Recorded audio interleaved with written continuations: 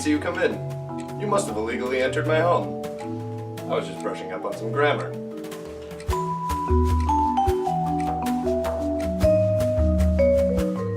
Before you proceed to loot my house and most likely harm me physically, how about I teach you about what a verbal is?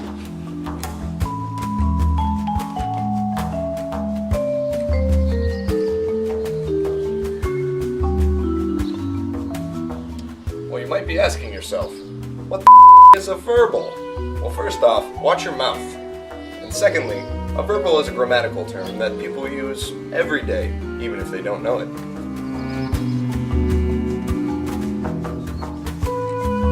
In traditional grammar, a verbal is a verb form that functions in a sentence as a noun or a modifier, rather than a verb.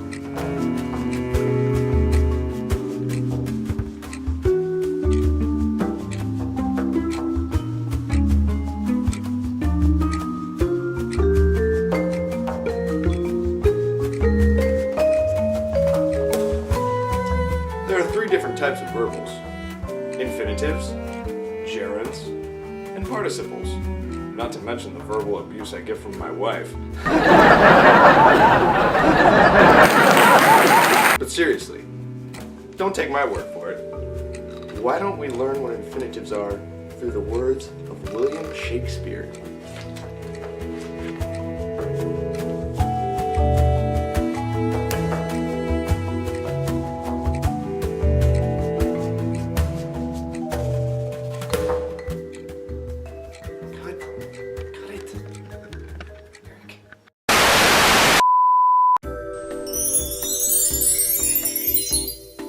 Infinitives are verbals that usually consist of a base verb and the word to.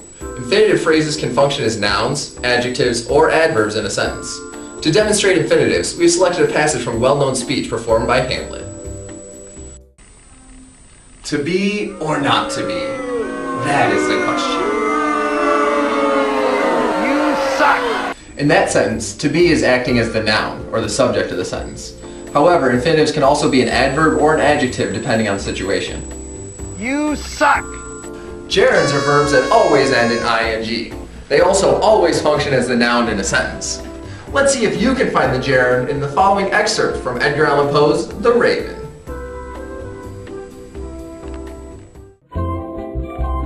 Time's up. Did you find the gerund in the excerpt? The gerund was seeming. As you can see, seeming is the direct object of have in that sentence, functioning as a noun. Did you actually pick flitting or sitting instead? While a good guess, those are actually participles, our last verbal. Participles always act as adjectives, meaning they modify a noun or pronoun.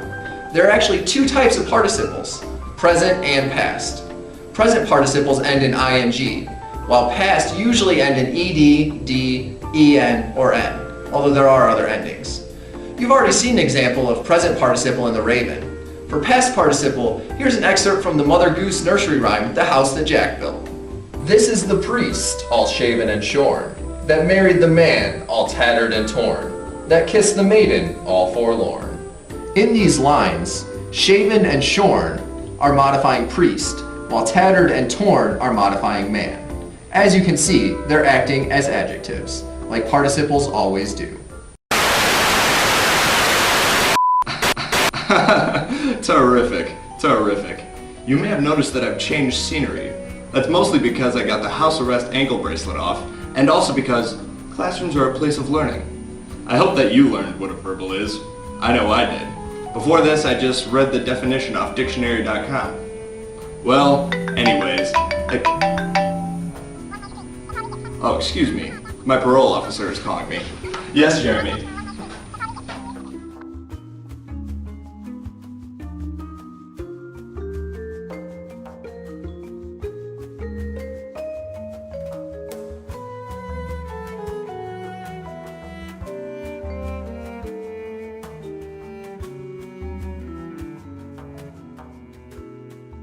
You suck!